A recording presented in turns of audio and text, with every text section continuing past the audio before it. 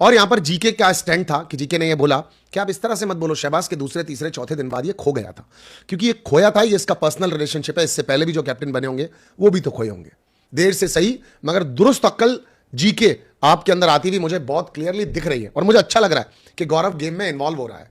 हालांकि ये बात और है कि आज प्रणीत ने यह कहा था कि गौरव भाई आप गेम के अंदर नहीं हो, आप बाहर बाहर से कर रहे हो, मृदुल थोड़ा भटका भटका सा लगता है।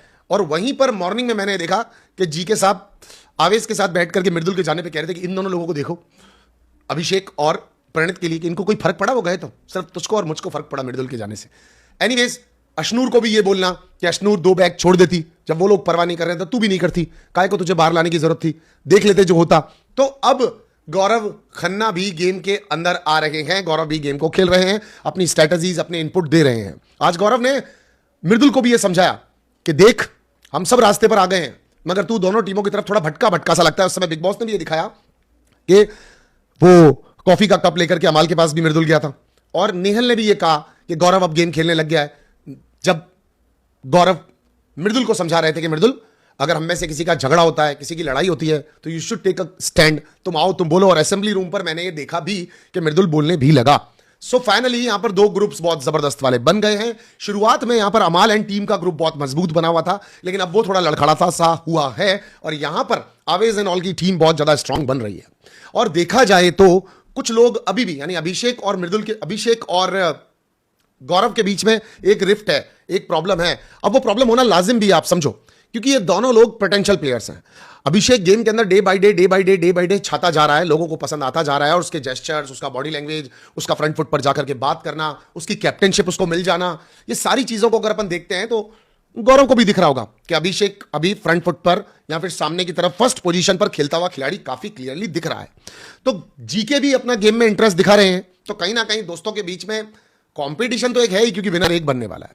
तो जीके और अभिषेक के बीच में थोड़ा सा अगर जीके ठीक हो जाए, यानी जनरल नॉलेज अगर इनके बीच में थोड़ा सा बेहतर हो जाए, क्योंकि प्रणीत और आवेज भाई ये दोनों लोग तो संपूर्ण रूप से खेल के अंदर घुस चुके हैं। बिग बॉस मैं आपको रिक्वेस्ट करूंगा कि प्रणीत का ये सही टाइम नहीं होगा आपका निकालने का, क्योंकि अगर अभी प्रणीत बाहर जाता है तो एक्चुअली आवेज भी काफी टूटेगा और खेल की कई चीजें थोड़ी सी डिस्टर्ब हो सकती है। वैसे देखा जाए तो जाना सबको है, एक एक करके सारे लोग ही अपने घर जाएंगे, लेकिन अब खेल बहुत दिलचस्प होता जा रहा है। अब दुविधा यह हो गई है कि अमाल और बशीर एक सुर में बोल रहे हैं, लेकिन बाकी के सारे लोग तो थोड़े इधर उधर से दिख रहे हैं। फरहाना भी एक्सेप्ट किए बिना पर एक्सेप्ट कर चुकी है कि फरहाना है अमाल बशीर के साथी है, वो कंफर्म 110% है वो, लेकिन फिर भी वो थोड़ी कोशिश कर रही है। सच और झूठ का फैसला बड़ा क्लियर दिख रहा है। बिग बॉस को भी पता है कि अभिषेक, प्रणीत, जीके, अशनूर, मृदुल, ये टीम बेहतर है, अच्छा खेल रही है, अच्छा सोच रही है, और उसके ऊपर दर्द भरे प्रणीत के डायलॉग्स कि कितना भी कर लो साला कम पड़ ही जाता है, कोशिश हम कुछ भी करें सारे गेम्स हम ही हारते हैं, और हारने के बाद में खुद के ऊपर बैठ करके कोने में मुस्कुरा भी रहे होते हैं, जोर जोर से हंस रहे होते हैं, अपनी हार का जश्न मना रहे होते हैं। वो अपनी टीम को कंटिन्यूसली एक्टिव करने में भी लगे हुए हैं। आवेश दिल से लेता है हर चीज को कि यार माय गॉड अपन ये वाली चीज हार गए। आवेश का चाहे बॉडी लैंग्वेज उतना स्ट्रांग नहीं लगता हो लड़ते टाइम, मगर आवेश डरता तो किसी के बाप से भी नहीं है, ये गेम के अंदर बहुत क्लियरली दिख रहा है।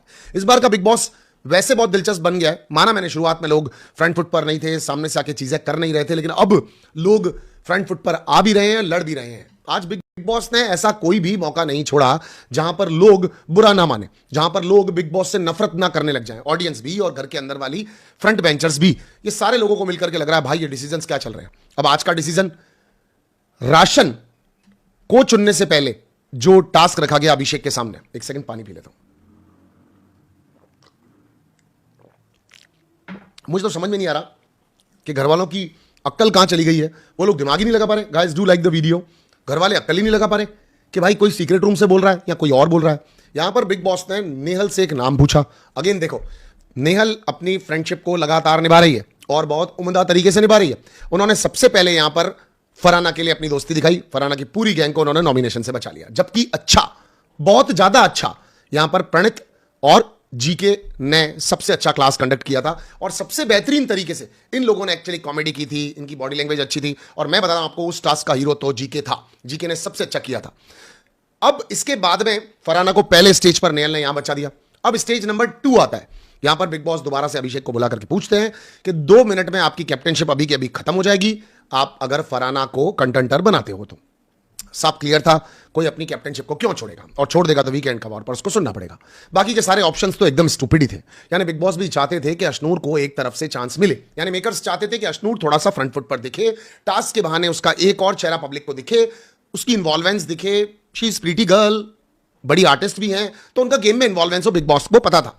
अब 25% राशन देने पर कोई ना कोई तो गले पड़ेगा, इसके लोग लड़ेंगे झगड़ेंगे। वहां पर भी एक्चुअली अमाल ने भी ये कहा, जिशान ने तो ऑफकोर्स कहा, शहबाज ने भी कहा कोई बात नहीं यार, इसके पास ऑप्शन ही क्या था, इसको करना यही था। तो 25% राशन वहां चला गया, लेकिन फरहाना ने इस चीज का एडवांटेज लिया और फरहाना ने ये बोला तू भी तो 25% अंदर छोड़ के आया, मेरे बैग्स के बारे में क्यों बोल रहा है, क्योंकि ये तय नेहल बिग बॉस ने किया है, राइट, और उनको पता था इसके कॉन्सिक्वेंसेस क्या होंगे। एग्जैक्टली। अब आगे बढ़ते हैं। अभिषेक ने जो डिसीजन लिया वो बिल्कुल बाशर्त एकदम परफेक्ट डिसीजन था। अब इसके बाद बिग बॉस ने एक और धर्म संकट में लोगों को ये छोड़ा, ये बहुत दिलचस्प है, आप समझना, आपको बहुत मजा आने वाला है। इसके बाद बिग बॉस ने दूसरे धर्म संकट पे छोड़ा कि भैया जो राशन है, राशन के डब्बों को अंदर जाकर के रखना है, अब आपकी मर्जी है, कप्तान बनना है तो बन जाओ और नहीं बनना है तो मत बनो, अगर महान बनना है महान बन जाओ, नहीं बनना है मत बन जाओ। अब बिग बॉस के पास इसमें ऑप्शंस बहुत सारे थे। सोचकर देखते हैं कि अशनूर ने 7 डब्बे रख दिए होते, वीकेंड का वॉर आता, वीकेंड के वॉर पर अशनूर के साथ एक क्लास कंडक्ट होती जिसके अंदर सलमान सर ये बोलते हैं, फॉर एग्जाम्पल मेकर्स ये कहना चाहते हैं, अशनूर तुम्हें कप्तान बनने की इतनी लालच थी, इतनी ज्यादा जरूरत थी कप्तान बनने की, कि तुमने सारे घर वालों की भूख के बारे में नहीं सोचा, सिर्फ 7 दिन की कैप्टनशिप और 1 वीक की इम्यूनिटी से। शायद वो तो आपको आपके फैंस भी बचा देते अगर आप अच्छा करती तो, नेक रास्ते पे चलती तो। ऑप्शन 2, फरहाना ने 7 बैग ले लिए, फरहाना ने 7 पार्सल्स रख दिए और यहां पर 5 डब्बे ही अशनूर रख पाई। अगेन अशनूर क्या हुआ, बहुत सोच रही थी, बहुत दिमाग लगा रही थी, तुम्हारे लिए इम्यूनिटी की कोई वैल्यू नहीं है, तुम्हें 7 दिन के लिए इस घर में और सरवाइव करने का मौका मिलता, तुम अच्छे से अपनी परफॉर्मेंस को दिखा पाती। क्या तुम्हें अपने फैंस के ऊपर भरोसा नहीं था कि वो तुम्हें बचा लेंगे?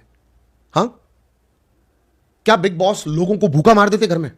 आप ये कर तो देखती, क्योंकि क्या ही हो जाता 7 दिन खाना नहीं खाने से? क्या दुनिया में कोई ऐसा नहीं होगा जो 7 दिन बिना खाने के रह सकता है? और मैं बात को लंबा कर सकता हूं, लेकिन आपको मैं शॉर्ट में समझा रहा हूं। 3, अशनूर ने 5 रखे, मगर 7 या 8 नहीं रखे, तो भी मेकर्स चाहें तो इसके ऊपर बात कर सकते हैं। तो अगर तुम्हें फेयर ही खेलना था, तुम्हें अच्छा और महान ही बनना था दुनिया की नजरों में, तो फिर तुम्हें एक भी बैग नहीं लेकर आना चाहिए था, करने देती फरहाना को जो करना है। तो मेकर्स के पास हमेशा ऑप्शंस रहते हैं, आप समझ रहे हो मेरे कहने का मतलब। तो कोई भी टास्क जो ये कंडक्ट कर रहे हैं, उस टास्क के पीछे क्या चल रहा है वो तय करने वाला भी बिग बॉस है, उसके डिसीजंस को भी तय करने वाला बिग बॉस है, उसके डिसीजंस पर सही और गलत के कमेंट करने वाला भी बिग बॉस है। शहबाज, आपने चाहे आपके जोक से या कॉमेडी से मुझे इतना प्रभावित नहीं किया हो, या चाहे मुझे इतनी वो चीज़ें मज़ा नहीं आया हो, क्योंकि मैं शायद इस गेम को एक युद्ध की तरह देखता हूँ, एक लड़ाई की तरह देखता हूँ, सही और गलत के पैरामीटर्स पर देखता हूँ। मगर आज आपने अभिषेक का नाम लेकर के एक्चुअली ये शो किया, दोस्ती यारी अपनी जगह पर, सही बात अपनी जगह पर। हालांकि देखा जाए तो अभी की परिस्थितियों को देखते हुए अमाल और बशीर की नज़र में आप दोगले हो, लेकिन एक्चुअली सच्चाई का साथ देने पर लोगों की सफाइयाँ उल्टा सीधा झेलना बहुत कुछ पड़ता है। बट अप्रिशिएटेड कि जिशान भाई आप नंबर गेम की आड़ में नहीं रहे, और शहबाज तुम नंबर गेम की आड़ में नहीं रहे, टीम वाला तुमने यहाँ नहीं खेल करके अपने आप को एक्चुअली एक डिफरेंट कैंडिडेट भी बताया कि हम सिर्फ गो विद द फ्लो नहीं है, हम अपना काम भी कर रहे हैं।